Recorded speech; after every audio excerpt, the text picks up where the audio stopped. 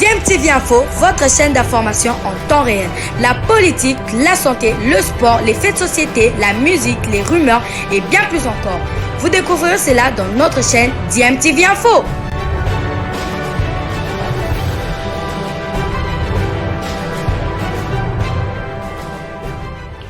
Vous êtes sur DMTV, bonjour ou bonsoir, tout dépend de l'heure à laquelle vous nous suivez. Tout plaisir est pour nous de vous retrouver, mais surtout de savoir que vous êtes nombreux en train de suivre votre chaîne YouTube DMTV. DMTV qui vous propose l'actualité, vous propose également des analyses et des réflexions sur des sujets d'actualité, sur des faits sociaux, tout simplement sur des réalités que nous observons ici chez nous en République démocratique du Congo.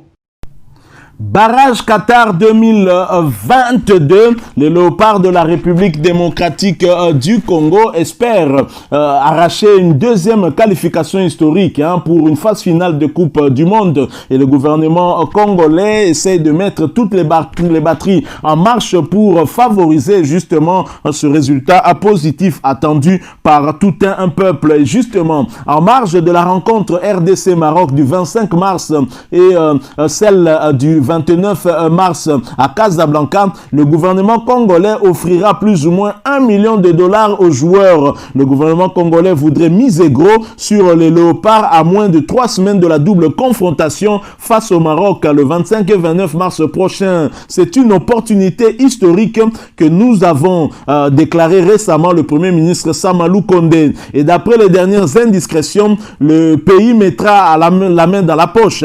Nous avons reçu des instructions clair du président de la République pour l'accompagnement de l'équipe, précisée Samalou Kondé. Ces instructions concernent particulièrement les primes de l'ensemble de l'effectif.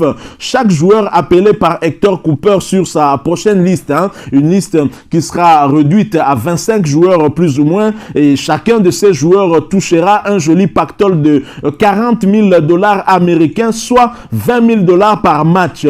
Invité par la radio Top Congo, Barthélemy Okito, secrétaire général au sport, a confirmé l'existence de cette disposition. D'après le ministre des Sports, Serge Nkondé, la volonté du gouvernement est de voir le pays se qualifier à la Coupe du Monde Qatar 2022. Samalou Kondé s'est réuni en début du mois avec les parties prenantes aux préparatifs.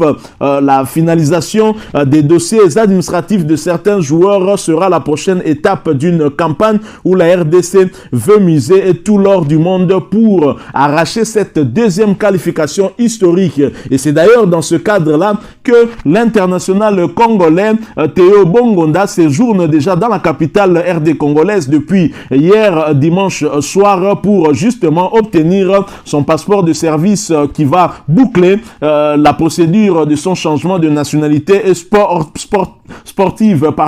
La grosse prime des léopards pour une deuxième qualification historique à une phase finale d'une Coupe du Monde. Atteindre l'objectif à tout prix, mobiliser les hommes et tout ce qui peut contribuer à la qualification des léopards de la République démocratique du Congo pour la prochaine Coupe du Monde qui va se jouer au Qatar en 2022. Le gouvernement de la RDC s'y est mis et visiblement s'y met à temps. L'un des axes amorcés par le gouvernement est donc le côté financier qui va certainement permettre aux fauves congolais de batailler jusqu'à laisser leur peau sur l'aire de jeu. Le secrétaire général au sport, Barthélemy Okito, a révélé que les léopards de la RDC vont empocher chacun $20,000 par match pour les rencontres des barrages du Mondial Qatar 2022 face aux Lions de l'Atlas du Maroc.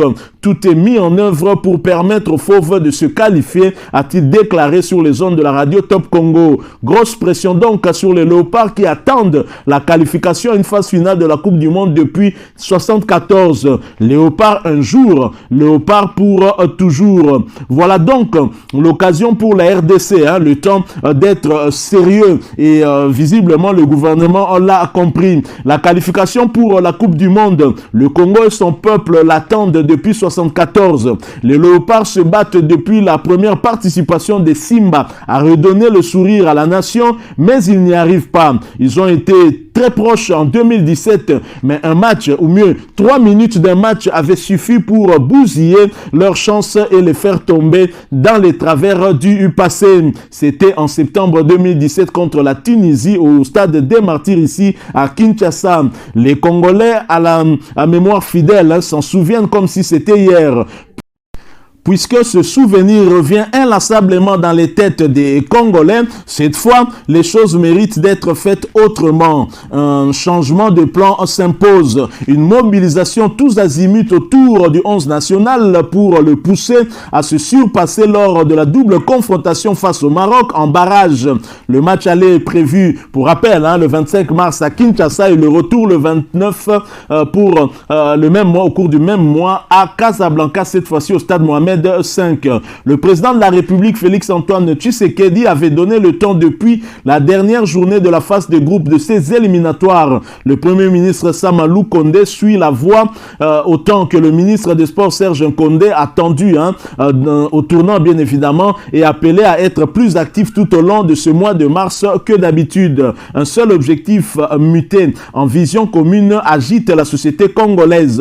Les Léopards doivent se rendre au Qatar en novembre. Les batteries en charge, le train de la route vers le golfe Persique a déjà quitté la gare. À chacun de jouer dès à présent sa partition sérieusement et convenablement. Celui des politiques impose de mettre les joueurs dans des conditions optimales afin qu'ils jouent comme jamais avant. Mais il n'y a pas que ça. La sensibilisation de toutes les couches de la population congolaise, la mobilisation de toutes les énergies humaines nécessaires à l'accomplissement de la mission, le règlement de toutes sortes de conflits entre différentes instances sportives ou entre personnalités influentes du secteur sportif. La liste n'est pas exhaustive. Serge Kondé et la fédération savent ce qui manque pour assainir totalement le climat autour de l'équipe nationale et ainsi espérer obtenir la qualification. Et d'ailleurs, c'est dans ce cadre-là que le ministre des Sports avait entamé des rencontres avec toutes les couches de la République démocratique du Congo. Il a reçu des journalistes sportifs, il a reçu le mouvement sportif congolais, des dirigeants sportifs, il reçoit même des musiciens congolais et pour tenter en tout cas d'arracher ce résultat que nous attendons depuis 48 ans. Mais il y a quand même une tache noire dans tout ce que nous faisons et je pense que le ministre des Sports doit avoir écho de la situation qui nous préoccupe aussi. Et parmi les dossiers à régler, je pense à mon humble avis, il y a certainement celui de la mort de l'ancien joueur des Léopards de la République démocratique du Congo à l'époque du Zaïre, ancien joueur également